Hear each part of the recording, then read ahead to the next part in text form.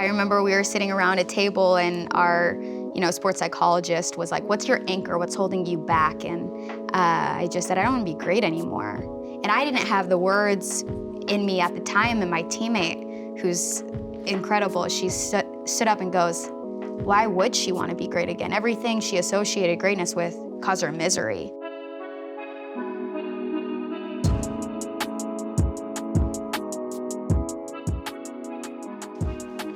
Hey, good to see you. Thanks for being here. Of course. I think when people think of your story, a lot of times they think of this, incredible athlete, this incredible gymnast who was courageous enough to listen to herself. And you were a pioneer, not only in speaking about body image shaming and mental health, the world of gymnastics and all of the abuse and the corruption and misogyny. You were a leader in not only speaking out about it, but actually doing something first about that. And then since then, you've been living this incredible life. We've watched you flourish now as a poet and an artist and a filmmaker. I know one thing, Ricky, that that you and I chatted about is the fact that, for athletes, that there's so much sacrifice that's made. And Katelyn, I thought we could maybe start there. When you look at that now, where you're at currently in life, and you look back on the fact that as a 3-year-old girl, you started this intense training and being not only in this regimented lifestyle, but also being evaluated so often. How great was the impact to start your sport and your athletic journey at such a young age? I think gymnastics is a really rare case where you do start at such a young age and then you start competing. I started competing when I was 5. I had to leave my family when I was 9. I was on the national team when I was 12. Dang. So you go through, in such a short amount of time, at such a young age, kind of most of your upbringing in the sport, and you don't really learn how to use your voice or have an understanding of what's even going on. Like, I'm always asked, oh, what prompted you to start gymnastics? I'm like, I didn't even have a conscience. I was 3 years old. Yeah, what prompted you to start? It's a better question probably for your parents, right? Yeah, exactly. So my mom did gymnastics and was like, oh, you're energetic. Let's throw you into this. And granted, I did fall in love with the sport immediately, but it definitely still, to this day, I see, the effects that gymnastics has had on me, whether it's, I think I've been really lucky to be encouraged to use my voice later on in the sport when I went to college, but there's still traces of like being scared and timid when it comes to really advocating for myself. And even in terms of, maybe we'll talk about this later, but like relationships, like I experienced so much abuse from men in my life because most of my coaches were men, that I feel like it's trickled into relationships that I have with people, and especially romantic relationships. So yeah, there's definitely things that you still have to get over when you're done with the sport. And when you've also even learned and grown so much, like you feel like you're always there, and then reality pushes and shoves and you're like, oh, okay, wait, I need to take a step back and reevaluate what else I need to like learn and grow. I keep thinking about life as a developmental process. And I think what athletes have to learn to do, have to master, is developing, getting better, improving. And so I think our developmental process, because so much of our time and energy was focused on sports, is different, very different than other people's process. And I think sometimes because we're expected to perform, that there's an end result, that sometimes we can forget that we're in this developmental process. I think in the course of a season, from the outside perspective, the fans just want to win, right? And they want you to win the Super Bowl. But the reality of going through a season is you have to get better each week. You have to, otherwise you're going to get worse because the opponents don't stop. And I think we get wounded a little bit, because it's disproportionate from reality, where most people in life are given ample space to grow and develop, but for us, the result is expected, like top level all the time. And part of that one dimension is people don't see all the effort and the work and the preparation and the training and the beating ourselves up that goes into the product that we show. It's kind of like we were talking about superheroes, right? Yeah. They always see the best of us, but behind the scenes, there's so much more that goes on. And I think that's why when you look at Simone Biles, for instance, who took a step back, yeah, a lot of people supported her, but she still had a lot of backlash for, you know, showing a vulnerable side of her, not stepping up when people felt like she should have. Yeah. Yeah. Ricky talks about the myth a lot, right? Isn't that the myth that That's the myth, and even the modern day myth are the superhero movies, and I think to me the whole point of a superhero is they're supposed to inspire us to be courageous, because life is difficult, and if we don't have the courage to face the obstacles, you know, we're not gonna be happy, we're not gonna be successful. But and I always wrestled with this being a role model. Do I want to be a role model that pretends that everything is great? Because that's not really being a role model. It's not realistic, and it's not something that anyone can actually follow. And I look at my darkest moments, you know, where my more the part of me that was developing the most, okay, was in process. That's where I have the greatest impact as a role model. I started a blog when I was in college, and I wrote a piece about being a role model. And I think gymnastics is pretty cookie cutter in the sense that you have to look a certain way, act a certain way, and breaking out of those boundaries there isn't really too common ever. And so I think I wrote this piece about, like, you can't cuss, you can't fall down, you can't do all these certain things. And this mom reached out to me. This is such a touching story. She had breast cancer, and gymnastics kind of was her thing. She used to watch the Olympics with her girls. And this was in 2012. And the cancer eventually, she beat it. And then 2016, it came back. And she just felt like there wasn't a fighting chance. So she started looking at UCLA gymnastics. They used to watch it all the time in the hospital beds. And she started researching some of the gymnasts, and she came across my role models piece. And she was telling me that she wants her girls to have role models because she won't be able to be there for them for their whole lives, and I mean, even a couple months. Gosh. And so she was just saying, like, role models aren't supposed to be perfect. And she's like, I love when my girls see you guys fall and get back up and go again. And one girl started crying when I got a 10 because she's like, I know how hard she worked for that. And that's what I think is so great about you. You've always been so willing to do that, you know, there's an activist in you, there's a nonconformist in you. I'm just wondering how the hell did you bottle up that nature and just hold it in that tight space, the rigidity of gymnastics culture? Honestly, I think it was just trained into me and drilled into me. It was like, I used to have to clean the mirrors every day for just even chatting with my friends. So it was just an environment where you couldn't even speak. And so I learned quickly to not use my voice. And then I learned to just, it wasn't even there. And so getting injured was definitely a blessing in disguise, because I think I got to go back to public school my junior year of high school, and I started getting to see maybe like normal people and how they interacted. And I started realizing that gymnastics wasn't who I am. Like, I'm not a gymnast. I do gymnastics, and I'm grateful that I had gymnastics for so long, but I didn't feel like I had gymnastics in my life, and I hated who I was during that time. So wanting to shift and really stand up for myself is the first time I got to ask, what do I want out of my career or even myself? And kind of had to rework and unwind everything. Like, talk about this whole thing is called soul training. And I think through our entire life, we get knocked down and bruises and chips and all this stuff. And we go through our whole entire life trying to make ourselves whole again. And whether we get there or not, like, I still have to work through so much, and I'm sure you guys probably feel the same way. It's a never-ending journey, really. Yeah, I think the journey to wholeness is, because the universe is constantly expanding, and so I think our definition of like what we have the capacity to become is always growing.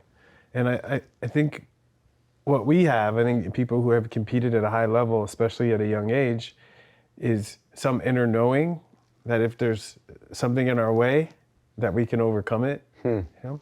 And whether that's an external obstacle, you know, like working on a new technique, right? How many times the coach put something on, you're like, I don't know if I can do that, but right, we push through and we work through and we proven to ourselves we can handle that. And like, I'm blown away by your courage to put voice to those challenges, because when the challenges are buried or hidden, or we pretend like we don't have them, we lose the opportunity to inspire people. It's kind of what I realized by even writing. Like, it didn't start out as a thing that I wanted to, like, inspire people, to be honest. Like, I was just trying to practice writing, and, you know, I think I was in a world of, like, surrounded by negativity, and I was like, there's so much to be grateful for. So I kind of wanted to put more of that into the world, because it helps you realize you're not alone in those moments. Because for so much of our lives, I feel like we're alone, because we don't talk about the hardships enough. And so when I did, I realized that it was simultaneously helping other people while at the same time helping me. See, that's the soul speaking, you know? And I'm just thinking, I think the importance of these kinds of conversations and this kind of work is that when the soul is trained and feels strong, it comes out. When it doesn't, it hides, you know? And the experiences that you've been through, obviously very powerful, strong soul, because it's like, it's radiating. And this is like, you're an example of what I try to tell athletes all the time is, we take for granted what we do because it's, especially for you, it's all you've known. But it's such a light to hear someone talk about the kind of struggles that you've been through with so much like light, brightness, compassion, optimism. That in and of itself is healing to people. Because when you see someone else doing it, and they've been through way more than you have, and they can still keep their light, it inspires people that like, I can do that too. I've watched Ricky connect with other folks that played football, you know, and just have that point of connection, and like how great that is. And there's certain things that I'm sure the two of them can just say, language even, that is shared experiences. And that becomes this instant sense of belonging, connection, but also understanding. And there's just so much healing and empowerment in that. I wonder for, you know, as we've watched this exposure happen to gymnastics and the culture, is there a community amongst all the survivors of that you can lean on one another for some of these things? Because I imagine a lot of, to Ricky's point, what you're dealing with in the aftermath of the healing and shedding those layers of the training that they put onto you, you're probably not alone in that. Yeah. So is there a lot of community that you find? No. It's really, really unfortunate, because when you're not fully, like, you're not doing your part in soul training, or you don't even know how to get there, people have pushed other people away. I also think we're such an individual sport. Yeah. It's really hard to come together and feel, you know, empowered by one another, or any type of togetherness. You're brought up and you're close and you're friends, you know, we're together every month at training camp, but you still have this competitive side to you. You want to beat them and you want to compare yourself constantly. And even when you're out of it, I think we take on those things with us still. So we're still comparing ourselves to one another. And as much as we could relate and have understanding for one another, I feel like it's pretty limited. You find it here and there, and those pockets are really, really powerful when you find them. But it's definitely not like it is when you have a team. That's the tricky part. That's the tricky part about competition. And we talked about self-validation. I like talking about self-competition, because truly, right, the only person you're ever competing with is yourself. Yeah, some other people can drive you, right? It can help you compete against yourself. But at the end of the day, I'm sure there's been performances where for you felt like, wow, I overcame something the best, you know, I expressed something amazing, even though, you know, you didn't win, okay? Those kinds of victories are how we get the external victories. If we get really good at mastering the competition with ourselves, we always win. Yeah, You know? I kind of feel the same way about like inspiration and motivation. Like I hear so many athletes say, I'm doing it for, my family or stuff like that. And I get that part of it. Like, I think it's good to take outside inspiration, but at the end of the day, it has to come from you. Because if it's not coming from you 100%, something will take you out of the game. Yeah. People always ask, how do you stay motivated? I say, if I have to motivate myself, it means I probably shouldn't be doing it, How do I stay inspired? I pay attention to what inspires me. And when Follow I get the bliss, inspired, follow I the passion. I do it, yeah. For both of you as athletes, this is something we talk about a lot on Soul Training, is just this idea that, you're trained from a young age. You have these basic human needs, right? You're born with a sense of wanting to feel attached to your caregivers and safe. And then you also, as you get older, you develop this need for belonging and, acceptance outside of just the caregivers and things like that. And I find it interesting because, in the sports world, so much of that process is built around, approval and validation that comes with performance, which can create a large challenge for the athlete as the human to figure out how to validate what I do, or how do I even validate an idea or an intuitive feeling I have or a thought because the first question typically becomes, the brain's trained to say, well, will it be accepted? Will it be, recognized in those ways? In your journey now, what has that been like for you, and how have you been progressing in being able to, as you've retired from gymnastics, resist the urge to only find your validation from external versus within? How have you managed to do that? I have a pretty big following. It's really easy to get validation from it and feel, good about that. And I remember if I'd feel bad in my relationship, I'd kind of turn to my phone and look at that stuff and to get some type of high. But you can't rely on that. And I've learned that through even therapy or going to college. Going to therapy, if you're not ready to receive the help that you're getting, you won't grow and you're not gonna learn things. You're not gonna get better. I remember we were sitting around a table and our sports psychologist was like, what's your anchor? What's holding you back? And I just said, I don't wanna be great anymore. And I didn't have the words in me at the time, and my teammate, who's incredible, she stood up and goes, why would she want to be great again? Everything she associated greatness with caused her misery. And I think that, it does. You're expected to be great all the time once you're great. And there's not really leeway for you to make mistakes or have these, space for yourself and time for yourself to grow and learn. And I think the environment part was one of the biggest parts of why I was so unhappy. And when I was put in a different environment and able to learn that greatness isn't supposed to feel bad.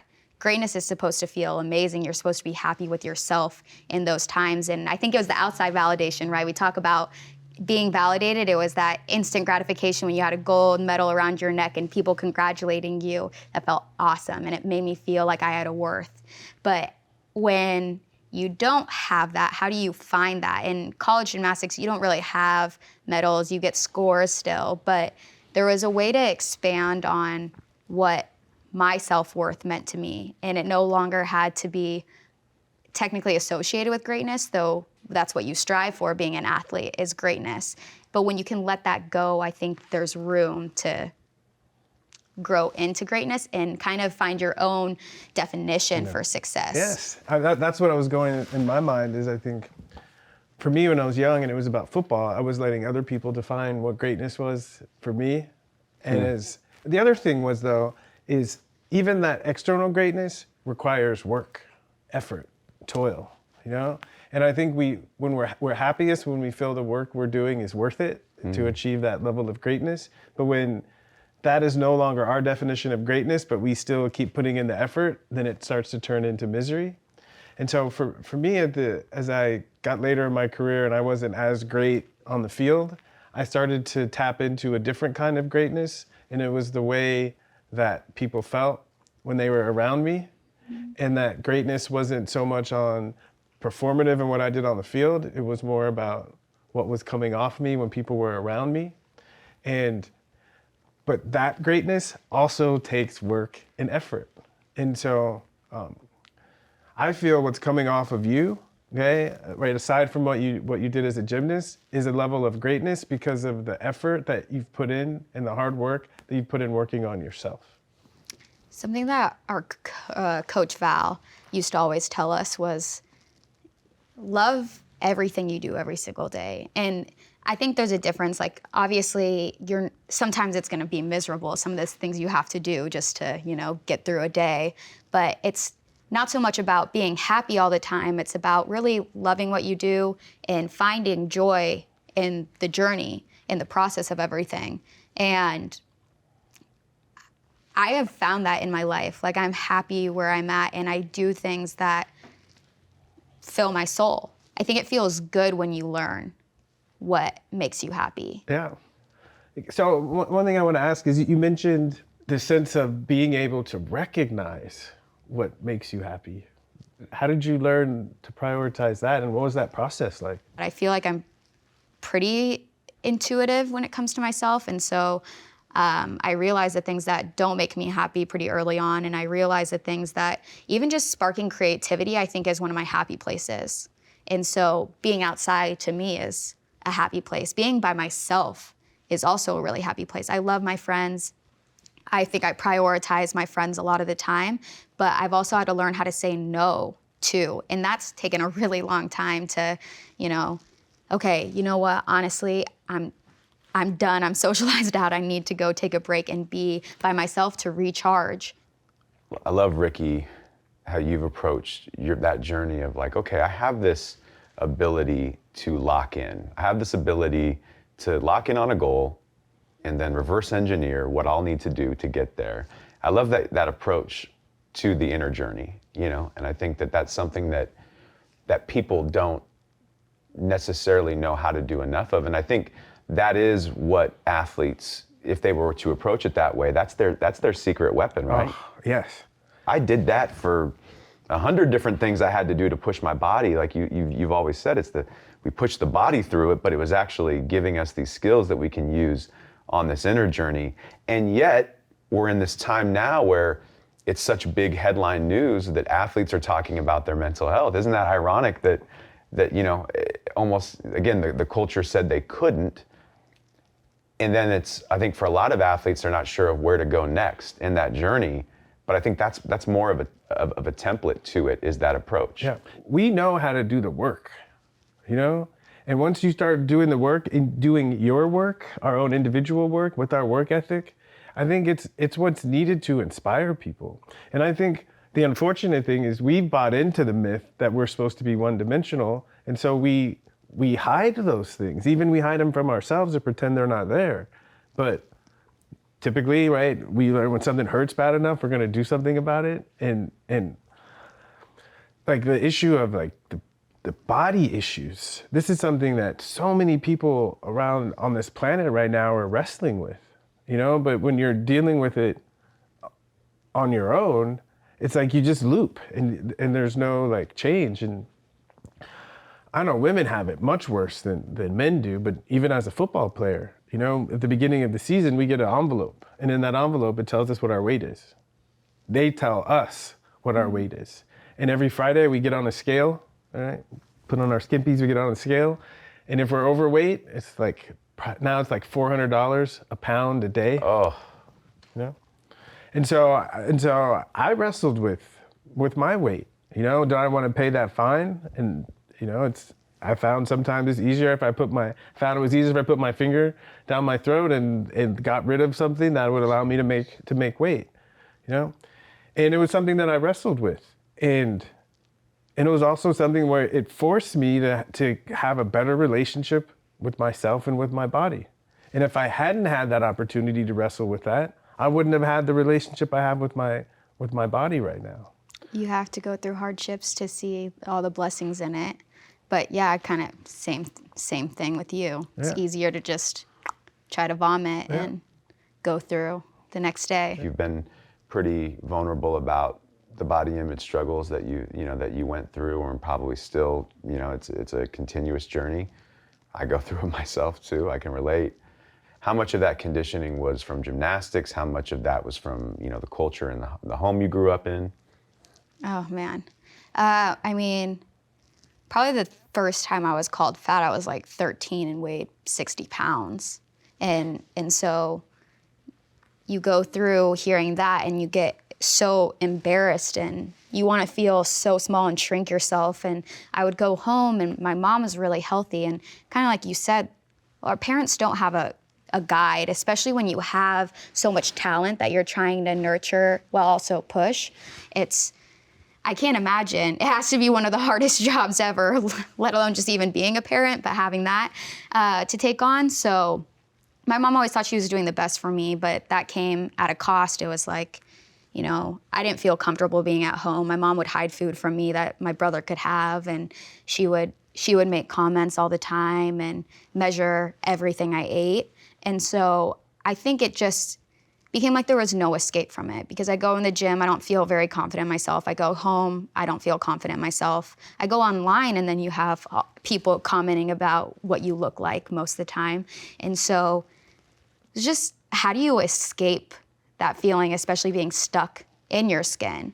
And so kind of like everything, I don't know, we have different events in gymnastics, and vault was never my best, but you work so hard to try to make your best your worst. Yeah. Or I mean, your worst your best. Yeah. And so I feel like having that relationship with my body, which was my worst attribute I felt like I had to offer, I realized like it's the reason why I can do gymnastics. Like I have strong legs that allow me to tumble and flip. Why am I embarrassed of this? And why are my coaches trying to make me feel embarrassed about this? This is the idea of loving the inner child, right? So with the baby, right? Baby, right, will shit on you and kick you and cry and do all these things. The forgiveness we have for that child is instantaneous, right? It doesn't even register as forgiveness, you know? And I think if we can have that same kind of compassion and care for our own souls, right? Then our souls will blossom the same way we see children in a loving family blossom. I think the challenge is we internalize often the voice of those caretakers, right? Our brain picks up on that, the body stores those feelings of what it was like to be vulnerable, and that becomes the inner critic we're battling. Is really just that old, you know, MP3, right, of what was said in those moments. And that's where I think the process of therapy, counseling, support, whatever form it is of soul training and getting in there to that process to release that trauma is so vital, because otherwise it feels like you're playing whack-a-mole with this constant playing track. Yeah. And I do a forgiveness meditation. It's been the most powerful tool I've ever utilized. And it's very simple. You know, you visualize a person, okay, and you you visualize people that have hurt you or that you've hurt, and it's like you see them and you see them really clearly, and the words are something like this, you know, life is a process of evolution, okay? Evolution implies time, process, and lots of mistakes, okay? I've made my mistakes and learned from them, right? You've made mistakes, and I'm sure you're learning from them too. And then it's just you stay with the idea of we're all in this developmental process of making mistakes. And the more we can honor that process and see that it's a process and that it leads to learning from those mistakes, that's what we had to learn as athletes. Mm-hmm. So talking about like forgiveness with caregivers, because I went through a period where like I tried hating my mom, for instance, and I realized it was so heavy on my heart. It was like detrimental to me. It wasn't doing her harm, it was doing me the most. And so, yeah, forgiveness kind of came innate, and it's like opening up your heart and you realize how much more, like how easy it is to love, and you realize everyone makes mistakes, you're learning as you grow. But are there certain boundaries you put up once you forgive, or do you forgive full-heartedly and that's kind of the end of it? Great question. So one part is the forgiveness, because forgiveness is about attending to things that I'm holding on to from the past and can't do anything about. But it's also the more accurate appraisal of understanding that all of the things that have happened, right, that we have learned from them. And the truth is we wouldn't have learned if something similar hadn't happened. And so it has a point. But this moving forward, it's what you said about recognizing what feels good to you, right? And that's about self-forgiveness, you know? And when there's true self-forgiveness and self-love, you know, it becomes easier to choose the things that feel good. The idea of this black and white thinking of like, either I'm gonna hate mom or I'm gonna love her, you know, with these people, that's part of the forgiveness journey too, is this acceptance of we are all so complex, right? And I think even the nature of this idea of personality, like we're this rigid one-way person all the time, I think it sets us up in some ways to think in these like really, you know, dualistic terms. But I think the reality is that there are portions of people that we love that are incredible and formed us and inspired us and created and cultivated who we are. And that same person was also responsible in some ways for creating deep-seated pain. And I think holding competing realities, right, it can be such a challenge to do. How do I hold the reality that wasn't okay, and I can't keep have that happening in my life. I'm worth more. With also, I love you so much, and you provided so much. You know, what does that look like? I think that's soul training too, in a sense that of negotiating those relationships. And like, I think the question you asked is so good because it's so hard to defiantly know where that is, and it's constantly ever evolving. Beyond your mom, has there been a process of forgiveness that you've had to engage in with the sport of gymnastics? Of course. I'm like, I think about sometimes if I would have walked away from gymnastics during my injury, I would have never looked back at the sport again with like with open arms or an open heart. I would have hated it for the rest of my life. And so that's why I'm really grateful that, you know, I decided to sit down and really think about what I wanted and changed my career path and decided to go to college. And for the first year, I hated gymnastics still. And I thought I was past it. Like I came back my senior year, I'm like, oh, I love gymnastics, you know, and trying to put a big smile on my face. And then that got really hard for me because I wasn't healing and I just kind of was trying to jump past the cracks. And then it all crashed my freshman year and I'm like, gosh, I hate this sport. I hated my coaches. I was taking all my anger out on my new coaches, which created a really complex relationship with them even. I hated being told good job because I'm like, there's an ulterior motive. Like, why are you saying that to me? And I think when I got to college, I realized, right, like my life is not that hard. Like, I'm so blessed to be in the situations that I am in. And I got to hear other people's stories. Like some of my school classmates were, you know, working 3 jobs, living in their car, on food stamps, all these things. And I'm privileged in the sense gymnasts have to have some type of money, like to do the sport. It's expensive sport. And so none of my teammates or none of the people I know had to go through that. And so I heard stories like that and I saw the homeless population in LA, saw all these different things going on in the world and was like, I'm driven by these stories. And so when I got into the gym, I wanted to let that come into my artistry. And I realized that it didn't matter about the medals. I'm not doing gymnastics because I have to and because that's where my self-worth is and I love medals and need an ego boost. Like I'm doing gymnastics now because my heart is open and my arms are open to learning what the sport can offer. It's like that difference between doing something out of love versus obligation, right? And you never had the choice.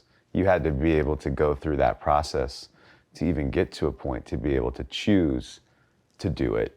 And then the decision was based on because I like it, because I love these elements of it versus it was never a choice I had before. But the key part that jumps out for me is you had to give yourself permission to hate it before you could allow yourself to truly connect to the love of it. And when you were telling that story, I retired in the middle of my career, kind of like an injury, and spent a year traveling around the world. And in a very similar way, I got to meet people who had no idea I was a football player. So I got to have like real interactions with people and see that the world, right, was much more interesting than it was in my little world. And and when I came back, because the NFL said I had to come back, or I had to pay him a lot of money. And so when I came back, I had enough time off that I had gone through a similar shift where I wasn't like, how do I have to tie myself in knots to be performative for all of these things? But how can this opportunity I have as a football player open up doors and help me achieve the things that are important to me? So not so much what I have to do for you, but how can this support what's important to me? And I did start to, it's not the childhood love that I had, but it was an appreciation for the opportunity that I had in front of me and the platform that it enabled me. So it was like a mature way to love what I was doing. I was actually thinking, like, after gym, like after I retired, I kind of had to go through the same process of like, like I want to get rid of gymnastics. I'm no longer a gymnast. I want people to know that I'm not a gymnast, and tried pushing it so far away. And now I've kind of came back to where it's like, okay, it's made me who I am, right? I can't diminish those parts of me. And also it's the reason why I have this platform that I have. So why not utilize it to help me? Yeah, that's so wise. These realizations, I just have had them the past 6 months, you know? Because I was doing an interview and someone was asking me, am I going to bring wellness to the NFL? And I said, no, I'm bringing the NFL to wellness, you know? And that this warrior spirit is actually what's needed to be happy, you know? The courage that you've shown to like step away and to claim like what's important to you, right? Not very many people have the courage to do it. I look at the culture of athletes, and it seems like that there's so much suppression happening. Did you know, Katelyn, all along that there was this creative being inside of you that you had to suppress in order to live and find acceptance in the world of gymnastics? I was with a friend I trained with back in Texas, so I was pretty, young at this time, and she's like, she's always been creative, and I'm like, have I? And then I started thinking back at all these things I used to do, and I used to kind of wild out for a gymnast, like post random videos on YouTube and like run around in the store and dance and make, like rap videos and all these things. I remember I got into the gym one day. My coach just looked at me and was like, look, it's cool that you're doing that. You got to stop. I'm just like, oh, okay. So it was interesting, and it wasn't even in a harsh way, but just being told like you can't do something, kind of, Do you just remember way what lit that out your felt soul. like when you heard that? I'm just curious. Was it like a soul crushing, like Soul crushing and embarrassing, because I'm like, oh my gosh. like something's wrong with me for what I just did? Like this isn't okay apparently. Yeah. So I think I felt a mixture of those things, and I think that is also kind of a way I expressed myself when I was younger, and it felt like, okay, yeah, that's wrong. So yeah, I did have to suppress it, and even now, like, when I started making my poetry videos, I held on to them for like years. Wow. And I didn't want anyone to see them, because it was not embarrassing, but it is also really vulnerable, sharing that part of yourself. Totally. And also being like, well, creativity is crazy and like a massive medium. And so you look at all these creative beings, and same thing with sports, like the comparison part. Like I was constantly comparing myself in the art world. Like, is this even good? Is this good enough to share with people? There's so much out there that's, better. And I mean, you can't really scale how good art is. Everyone has their own opinions, and that's kind of what I've learned. Everyone gets to interpret art in their own way, and I get to interpret art in my own way. Yeah. I had a mentor, and when he would talk about competition, he would use the phrase, out-creating yourself. And the way he talked about it was the greatest expression of art that we can put into the world is who we truly are. And I think when I think of the journey of the artist, it's about leaving what's truly important to you, right? Leaving evidence of that with the world. Because to me, the quality of it isn't, I like this color or this shape or this form. There's something, the elixir, there's some essence that's communicated through the art from what was put into the art. And I think the more we can get out of our own way and put more of who we are into that art, right? It has magic to it. There's a lot of pain in art too, and I feel like when you can push it out and like put it on a piece of paper, put it behind a lens, kind of get to release part of that 100%. from yourself. And I think it's really powerful. I just laugh like that this idea that therapy only happens, well, we as we've said. Therapy happens everywhere. That's right. That's right. Katelyn and I got together and we screamed that from what boardwalk? Santa Monica Pier. Santa Monica Pier. We wanted to let people know therapy happens everywhere and that therapy is not confined to rooms, and all of these things are therapeutic, right? Like we've just gotten in this mind frame that only healing or therapy happens in certain components of things. I think it's a good place too to kind of wrap up on this thought and opening it up to you. You know, Ricky talks about, again, like I'm seeing it working in the NFL of that this openness to. I think that there's a generation of humans that are more open to wellness. Those humans actually, in some cases, happen to play football, right? So, this idea of bringing wellness to the NFL, bringing wellness to sports. For you, if you had the ability and you were the wellness, director for gymnastics, and you were given the opportunity to bring wellness into the sport that much needs it, like all sports, what would be some of the ideas, the creative riffs rabbit holes you might go down in terms of what initiatives and proposals you might want to bring into how we train young girls, not just physically, but also with their souls?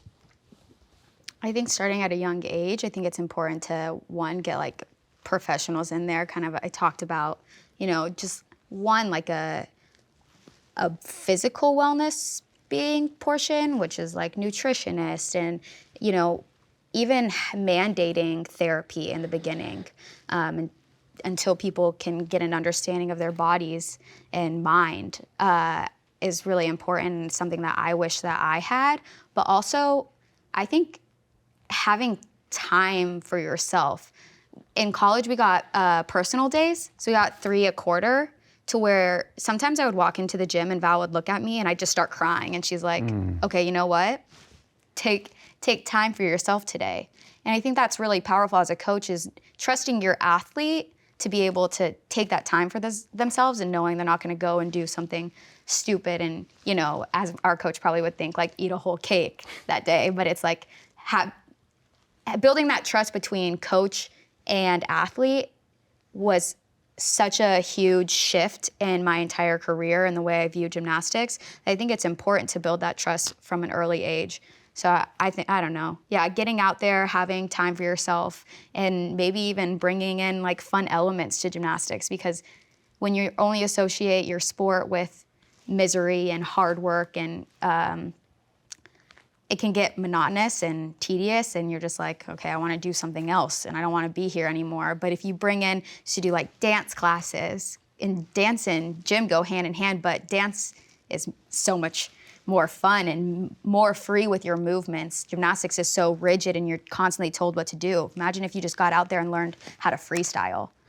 This is like, what you just did like totally blew my mind, because it's like, it touches everything that we're trying to accomplish here. I think the first thing is that in order for soul training to even start, it starts with the healing process of acknowledging that there's a part of ourselves that requires it.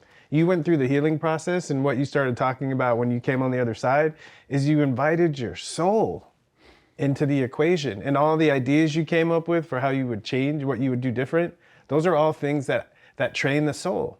Where the body training you need rigidity and structure and order, but the soul training is the opposite, right? It needs space, and what you also pointed out, it needs others.